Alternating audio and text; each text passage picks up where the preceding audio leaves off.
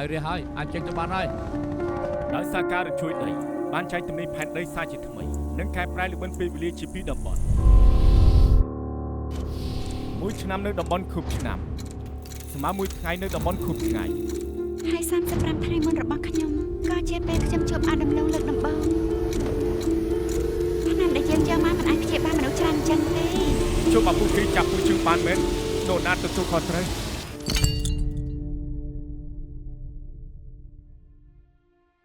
បងស្រឡាញ់អូនតាំងពីបង13ឆ្នាំ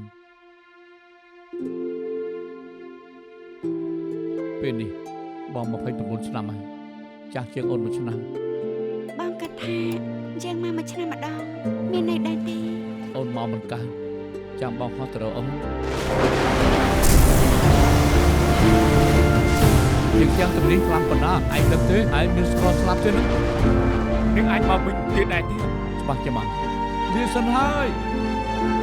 ពួកឯងពិតជាជឿមែនថាកន្លែងនេះអាចកែប្រែក៏ព្រោះពួកឯងស្ដាយក្រោយទីវាផុតបាត់ហើយពួកជើងទៅរកជាមួយទៅរកមនុស្សដែលឯងស្រឡាញ់សកម្មភាពអូនទឹកមកអូននៅដិតជាប់ខួរបងនៅតែភ្លេចថាពេលវេលាពួកយើងមិនដូចគ្នាទេបងមិនខ្វល់ថាពេលវេលារបស់អូន